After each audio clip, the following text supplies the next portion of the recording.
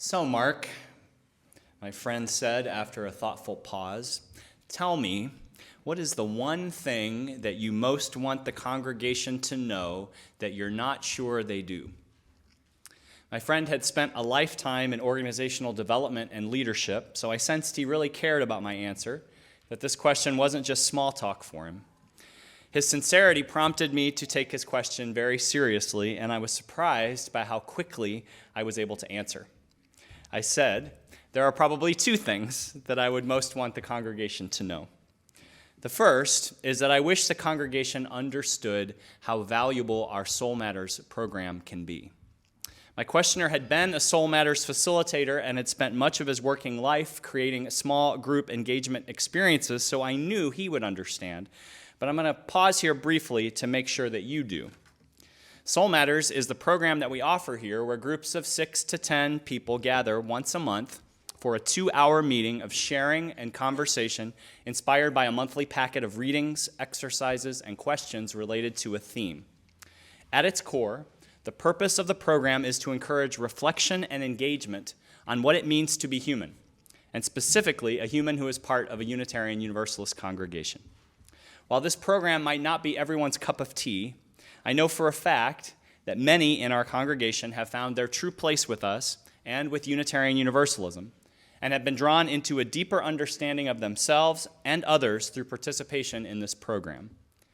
I wonder how many of you have not tried Soul Matters who would be surprised at how much it could add to your life if you signed up and regularly attended a monthly group.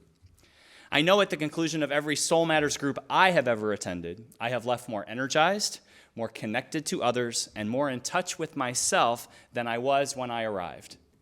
Soul Matters enriches my life, and I'm sure it could enrich yours too. We're talking about a 2-hour commitment once a month, 2 hours out of a month, along with some time to peruse a rich packet of resources that you would probably want to peruse anyway. This is not too much to ask, I think, for the payoff that can come, the connections with yourself and others that are more than worth this 2-hour investment. This spring, we're offering a 4-month mini session of Soul Matters, kind of a Soul Matters spring training, to encourage some of you who have not yet tried it out to do so, or maybe to welcome back others who are ready to give it a try again. We have 4 group times to choose from, and the groups will begin meeting in March. You can sign up after today's service at the budget drive table or online all month. Please consider giving Soul Matters a try. I think you'll be glad that you did. Now, my second response to my friend's question, what would you most want the congregation to know that you're not sure they do, is the thrust of the rest of our service today. I said, I want the congregation to realize the return on our investment in our church, the great value that is grown by the commitment of our time and our talent, yes, but also of our treasure. The financial gifts we offer to the work and mission of our church are not just fees for services rendered. They are an investment in each other, in our values, in our children, in the possibilities that arise from wholehearted human encounter in pursuit of bringing our principles to life in our own lives and in the world. To me, the return on investment in our church is almost beyond measure.